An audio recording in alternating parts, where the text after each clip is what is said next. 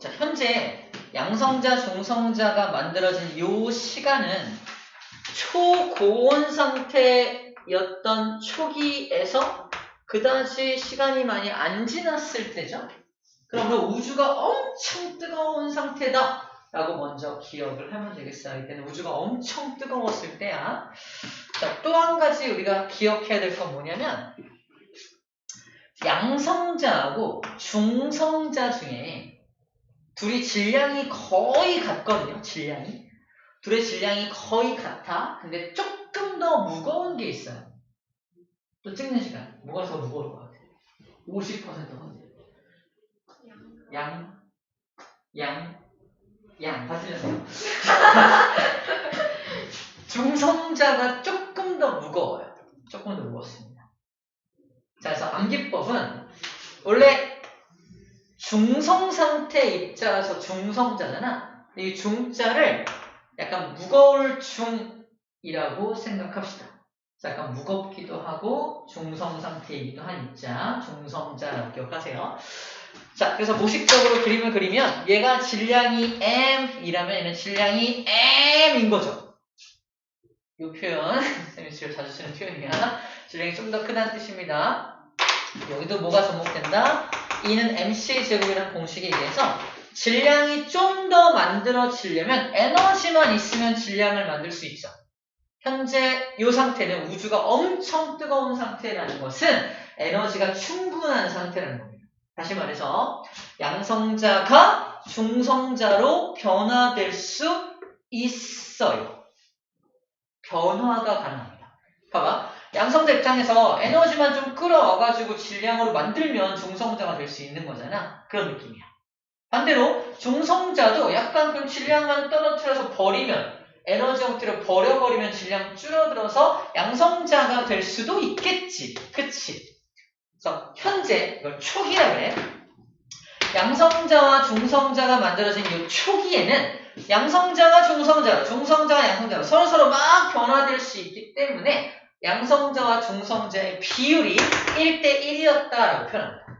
우주 전체에 있는 양성자와 중성자가 1대1로 분포하고 있는 거야. 1대1이니까 100개면 이렇게 100개 이런 식으로 분포하고 있다는 거지. 근데 시간이 지나면 지날수록 우주의 온도는 어떻게 돼요? 점점 식어버리죠. 우주가 식어요. 우주가 식으면 또 문제. 양성자가 중성자가 되는 걸 1번 과정, 중성자가 양성자가 되는 걸 2번 과정이라고 한다면 우주가 좀 식으면 1번 또는 2번 중에 좀 잘 안 되는 게 있어요. 몇 번일까요?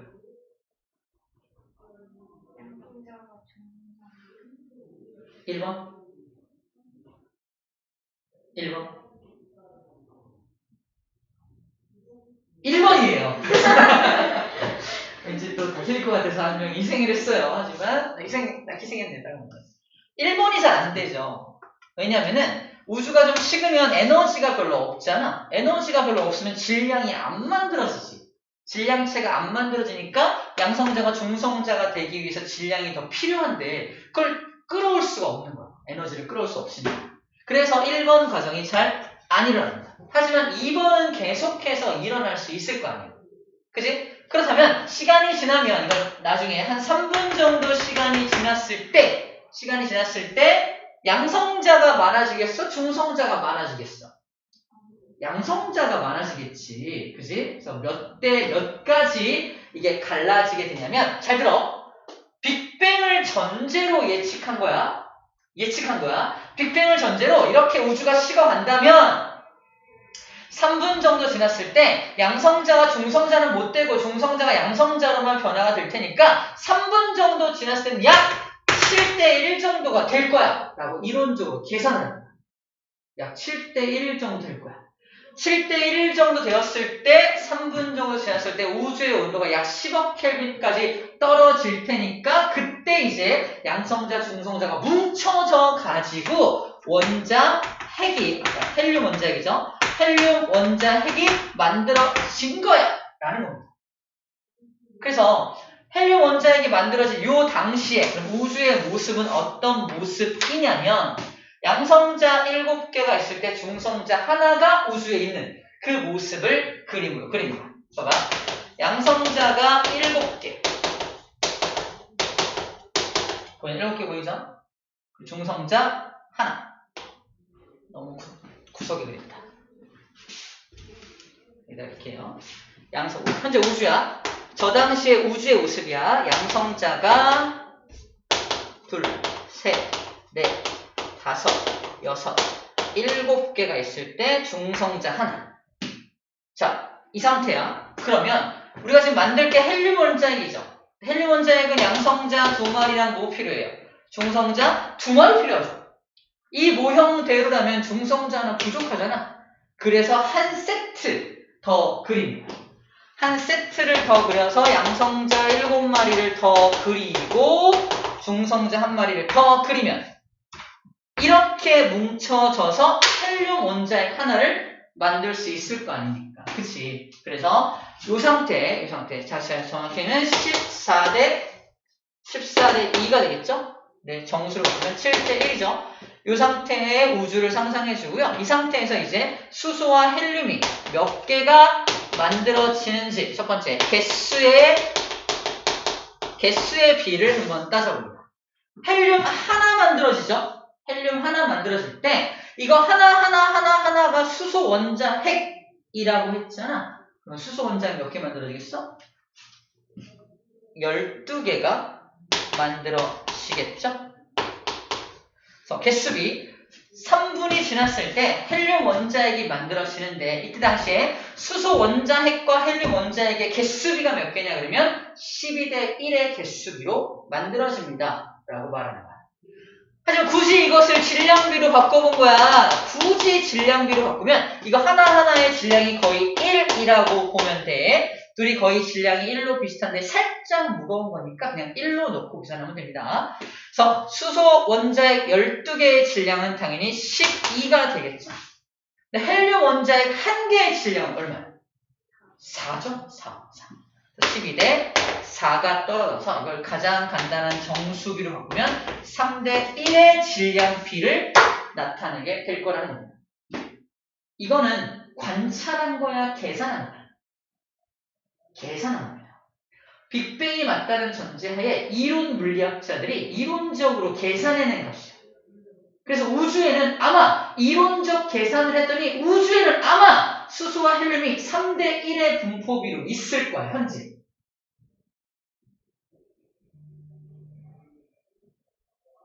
현재 과학자들이 우주에 있는 수소와 헬륨의 질량비를 실제로 알아내는 기술이 있을까 없을까?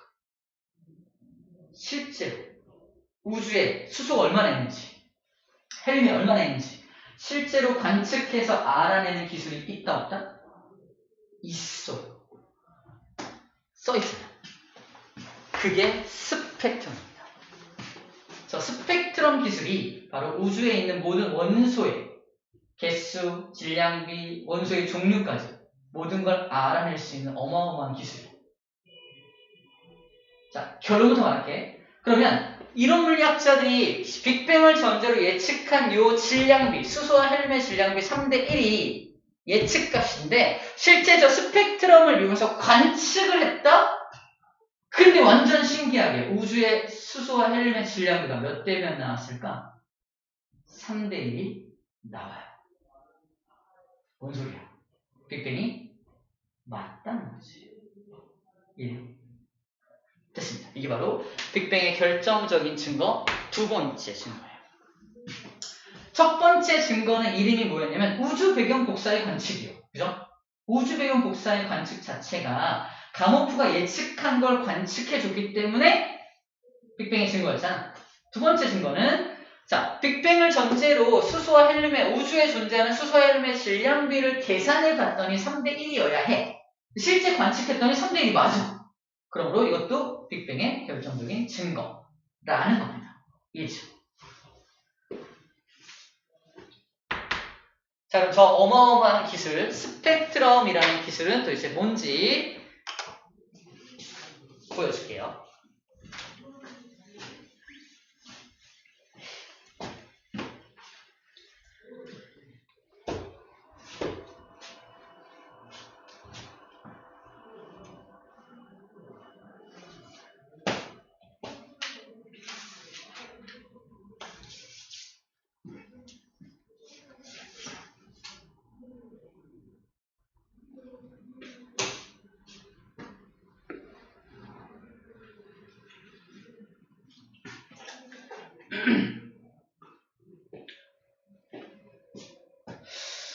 별이 빛을 쏴요.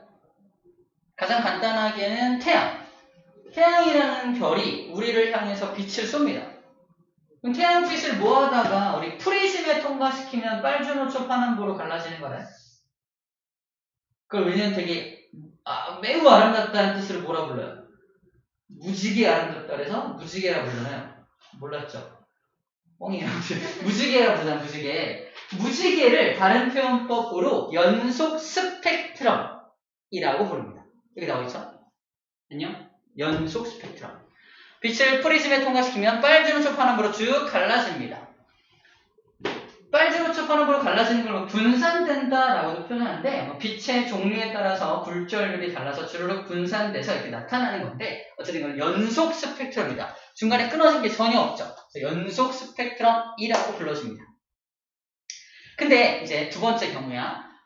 별에서 빛을 빵 쏴요. 빛을 빵 쏘는데 중간에 어떤 기체, 우주에 존재하는 어떤 기체를 통과해서 지구로 도착을 해. 그건 첫 번째, 이거 두 번째, 이거.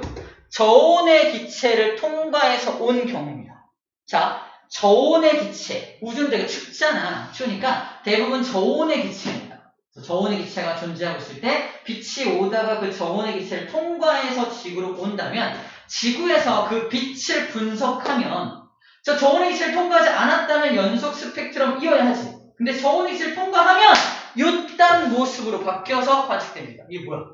중간중간에 까만색 선들이 보이죠. 왜 나타나는 걸까? 쉽게 말하면 저온의 기체는 에너지가 별로 없는 기체지. 근데 에너지가 별로 없어서 덜덜 떨고 있는데 자기 몸속으로 빛이 지나가는 거예요. 오! 빛은 에너지거든요. 아싸! 자기한테 필요한 에너지를 삥 뜯어갑니다. 삥 뜯는다는 표현이 맞는지 모르겠는데 자기한테 필요한 만큼 삥 뜯어갑니다. 그게 수소는 수소만의 필요한 에너지가 있고요. 헬륨은 헬륨만의 필요한 에너지가 따로따로 있어. 그래서 통과한 녀석이 이런 모습이다. 흡수선을 분석하면 이 흡수당한 선이야. 에너지를 흡수당한 선이니까 이름이 흡수선인데 흡수선의 위치 개수를 분석하면 네가 통과해온 기체가 수소인지 헬륨인지 탄소, 이산화탄소인지 뭐 어떤 기체인지 뭐 헬륨 기체인지 뭐 이런 거 여러 가지 뭐가 있냐 기체가 산소 기체인지 기체의 종류를 알 수 있다라는 겁니다. 그래서 우주에서 날아오는 모든 빛들을 분석하면 이 방법을 이용하면 우주에 존재하는 모든 기체들의 질량비까지도 알아낼 수 있다라는 설명이에요. 이해됩니까? 그렇구나. 기체의 종류마다 이렇게 삥 뜯어가는 에너지 값이 다르구나라는 겁니다. 왜 기체의 종류마다 삥 뜯어가는 에너지가 다르냐면 이 그림을 이해하면 됩니다. 조금 어려울 수 있는데 보세요. 얘가 예를 들어서 수소라고 수소가 전자가 원래 여기 위치하고 있어야 하거든요. 근데 저온의 수소야. 저온의 수소, 덜덜 떨고 있는 수소인데 자기 몸속을 빛이 지나가는 거 어떻게 해요? 에너지를 뺏어간다며. 어떤 에너지를 뺏어가냐면 여기 있는 전자가 에너지를 뺏어서 그 다음 궤도 또는 그 다음 껍질이라고 표현해요. 수소는 하나의 껍질, 전자가 다니는 껍질이 하나만 있는 게 아니라 에너지만 충분하다면 그 다음 껍질로 올라갈 수도 있어. 이제 껍질 개념을 처음 설명하는 거야. 원자들마다 자기가 더 올라갈 수 있는 껍질들이 존재하는데 에너지만 충분하다면 껍질을 계속 올라가서 완전히 이탈해 버릴 수도 있습니다. 아무튼 얘는 다음 껍질로 올라가는 거야. 근데 껍질과 얘가 이만큼의 간격이 있죠. 이 간격만큼 얘는 에너지를 흡수합니다. 이 간격이 원소의 종류마다 다 다르다는 거야. 다시 말해서 얘는 이만큼의 에너지를 흡수해. 그래서 아까 흡수선이 이렇게 나타나는 건 요만큼 흡수했네 라는 걸 보여주는 거야. 근데 헬륨 같은 경우는 또 에너지를 다르게 흡수하겠지. 다르게 흡수하면 에너지 간격이 달라지니까 다른 위치에 흡수선이 나타날 거라는 겁니다. 그래서 흡수선의 위치, 개수, 굵기 이런 걸 분석을 해서 질량, 어떤 종류, 기체, 네가 통과한 기체의 종류도 알 수 있고 그 기체의 질량도 알 수 있고 다 알 수가 있습니다. 그래서 전자가 에너지를 흡수하면 올라가죠. 그래서 여기 봐봐. 낮은 에너지 준위에 있던 전자가 에너지를 흡수해서 높은 에너지 준 위로 올라간다고 표현되어 있죠. 껍질을 올라갑니다. 이게 원소마다 다르기 때문에 이러한 원리로 원소의 종류를 알아낼 수 있다라는 설명을 하고 있는 겁니다. 자, 두 번째 그림 봐봐. 아까 그림에서 자, 그럼 봐봐. 이 저온의 기체가 빛이 자기 몸속을 통과하면서 삥 뜯어갔죠? 내가 저온의 기체야. 빛이 통과했어. 와, 에너지 막 가져가. 에너지를 막 가져갔다라는 것은 전자들이 들떠가지고 에너지를 받아서 막 이렇게 다음 껍질을 막 올라가 있는 상태잖아요. 자, 다시 말해서 전자들이 에너지를 흡수해서 높은 곳으로 올라왔다 치자. 전자가 높은 곳에 올라오면 저 전자의 에너지가 굉장히 많아지죠. 자, 일례로 쌤을 좀 희생할게요. 쌤이 밥을 안 먹고 왔어. 그래서 자, 여기가 낮은 에너지 준이고요. 여기가 높은 에너지 준이에요. 라고 설명하는 경우가 밥을 엄청 먹고 와서 에너지가 막 넘쳐. 야! 아! 왜 낮은 에너지 왜 높은? 뭐? 알겠어. 막 이렇게 설명을 해요. 어떤 게 좀 불안해요. 두 번째 게 좀 그 느낌을 주려고 했어. 에너지가 많으면 불안정해집니다. 모든 물질은 에너지가 많을수록 불안정해져. 에너지가 좀 적어야 차분해지고 안정적으로 바뀌어가는 거야. 그런 차원에서 빛에너지를 흡수해버린 요 저온의 기체는 에너지를 흡수해서 전자가 올라가는 순간 얘는 안정해져, 불안정해져? 불안정해지죠. 불안정한 거를 계속 유지할 수는 없습니다. 다시 안정한 상태로 떨어져야 돼. 이래. 그럼 아까 흡수했던 것만큼 다시 토해내야 되겠죠. 흡수했던 것만큼 그대로 토해내야 됩니다. 자, 정리할게. 저온의 기체가 빛에너지를 흡수해서 고온의 기체, 즉 에너지가 많은 기체로 바뀌었어. 그것을 우리는 고온의 기체라고 불러줍니다. 진짜 뜨거운 기체가 아니라 저온의 기체였던 게 에너지를 흡수해서 불안정해진 기체를 고온의 기체라고 불러주는 거예요.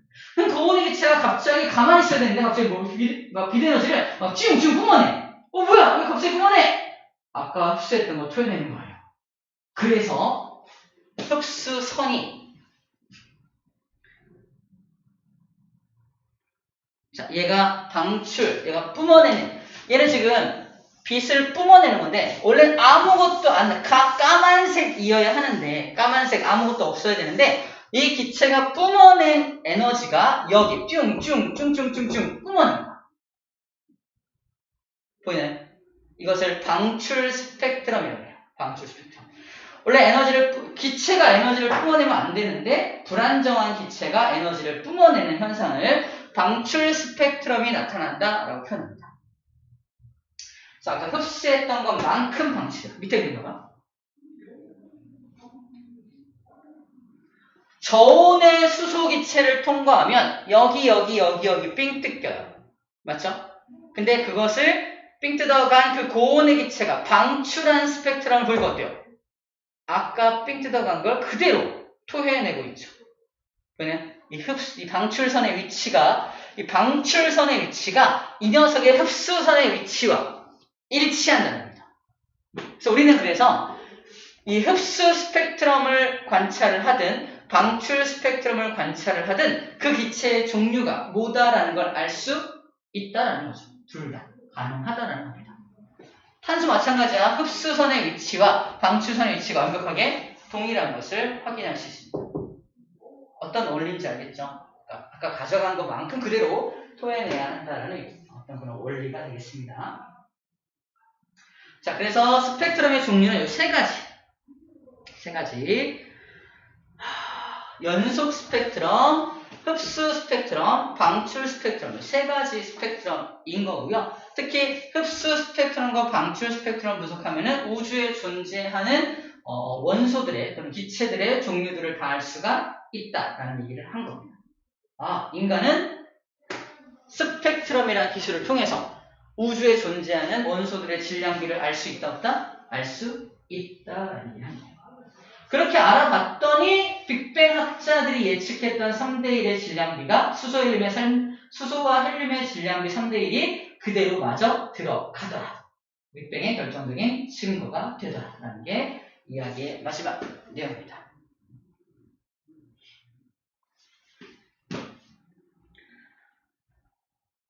됐죠? 어떤 내용인지 알겠죠? 자, 이제 이상한 얘기 하나를 할 거야. 이상한 이제 마지막 얘기인데, 태양빛을 스펙트럼 분석하면 원래는 연속 스펙트럼이 나타나야 정상이죠. 태양빛이니까. 굉장히 뜨거운 어떤 별이니까. 태양과 우리 사이에 어떤 기체가 껴있을 만한 틈이 없거든요. 되게 가까워가지고. 그래서 태양과 우리 사이에는 기체가 없기 때문에, 어떤 기체가 없기 때문에 당연히 연속 스펙트럼이 나타나야 정상이에요. 맞죠? 인정하고 가야 돼. 근데 실제로 태양을 분석했더니 스펙트럼이 이따위로 나타납니다. 써있죠? 태양의 스펙트럼 써있죠? 분명히. 근데 무슨 선이 보여요?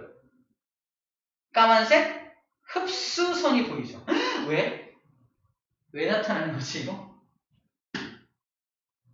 신기해야 돼. 이상해야 되고. 태양에서 빛이 나옵니다. 그죠? 지구로 올 때 이거는 연속 스펙트럼 이거 하잖아. 태양의 표면에서 빛이 나오는데, 잘 봐. 태양은 이렇게 생긴 뭐가 있냐면 태양에 대기가 있어. 태양의 대기가 있어. 태양의 대기층. 태양도 대기층이 있어. 대기층. 그래서 이렇게 빠져나온 게 이 태양의 대기층을 살짝 지난 다음에 빠져나오죠. 이 대기층이 무슨 역할을 한 거야? 저온의 기체 역할을 한 겁니다. 태양의 표면은 엄청 뜨거운데 대기는 상대적으로 차가워. 상대적으로 차가워서 저온의 기체 역할을 할 수 있다 없다? 있다. 그래서 흡수선이 나타난 거야. 그러면 이 흡수선을 분석하면 뭘 알 수 있을까? 태양의 대기가 어떤 성분으로 되어 있는지를 알 수 있다는 거예요. 그러니까 태양에 직접 가볼 수는 없어요. 너무 뜨거워. 하지만 이걸 분석하면 태양의 대기가 어떤 성분으로 되어 있는지를 간접적으로 알 수 있다라는 겁니다. 자, 그런 이슈예요. 이 흡수선을 프라운호퍼선이라고도 부릅니다. 프라운호퍼라는 사람이 발견했기 때문에 프라운호퍼선이라고도 이 흡수선을 그렇게 불러주기도 해요. 자, 마지막 시험 문제. 햇빛이나 백열전구를 보면 프라운호퍼선이 없다는 전제하에 연속이 나타나야 되는데, 자, 수소의 방출 스펙트럼, 헬륨, 네온, 나트륨, 칼슘의 방출 스펙트럼들입니다. 실제 근데 태양은 프라운호퍼선이 나타나는 거 여기 있죠? 나타났어요. 그럼 태양은 이 방출 스펙트럼을 이렇게 문제에서 주고요. 그렇다면 태양의 대기에는 어떤 성분이 있냐라는 걸 맞추는 게 문제예요. 만약에 태양의 대기에 수소가 있다면 수소의 방출선이 그대로 여기 다 들어 있어야만 합니다. 확인해봐. 이거 그림 잘 안 보이면 책에 있는 그림으로 이 라인이 딱 다 맞게 들어가 있는지 확인해 보세요. 다 맞나요? 다 들어가나요? 하나도 빠진 게 없나요? 빠진 게 있어? 빠진 게 없어? 다 들어가? 다 들어가? 수소만. 수소는 들어가나요? 수소는 다 들어있죠? 그러므로 태양의 대기에는 수소가 있다라고 분석하는 거예요. 네온은요? 네온은?